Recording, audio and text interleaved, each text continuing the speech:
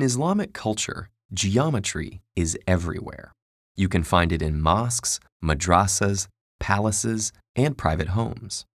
This tradition began in the 8th century CE, during the early history of Islam, when craftsmen took pre-existing motifs from Roman and Persian cultures and developed them into new forms of visual expression.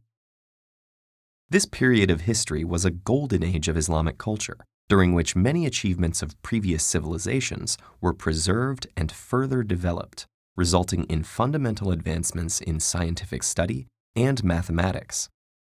Accompanying this was an increasingly sophisticated use of abstraction and complex geometry in Islamic art, from intricate floral motifs adorning carpets and textiles to patterns of tilework that seemed to repeat infinitely, inspiring wonder and contemplation of eternal order. Despite the remarkable complexity of these designs, they can be created with just a compass to draw circles and a ruler to make lines within them. And from these simple tools emerges a kaleidoscopic multiplicity of patterns. So how does that work? Well, everything starts with a circle. The first major decision is, how will you divide it up? Most patterns split the circle into 4, 5, or 6 equal sections, and each division gives rise to distinctive patterns. There's an easy way to determine whether any pattern is based on 4-fold, 5-fold, or 6-fold symmetry. Most contain stars surrounded by petal shapes. Counting the number of rays on a starburst, or the number of petals around it, tells us what category the pattern falls into. A star with 6 rays, or surrounded by 6 petals, belongs in the 6-fold category. One with 8 petals is part of the 4-fold category, and so on. There's another secret ingredient in these designs, an underlying grid. Invisible but essential to every pattern, the grid helps determine the scale of the composition before work begins, keeps the pattern accurate, and facilitates the invention of incredible new patterns.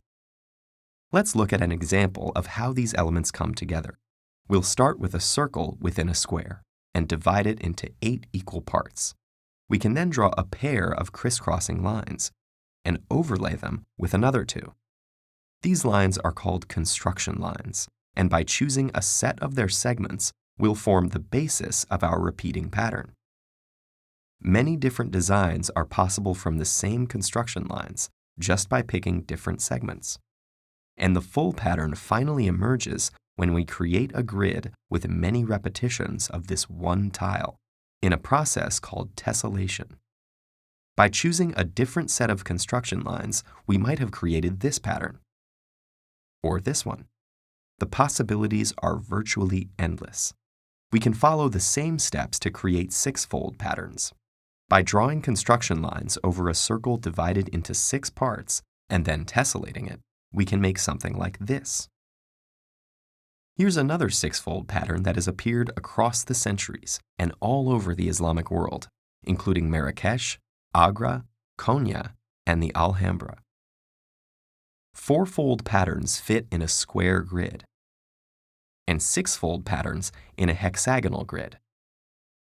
5-fold patterns, however, are more challenging to tessellate because pentagons don't neatly fill a surface.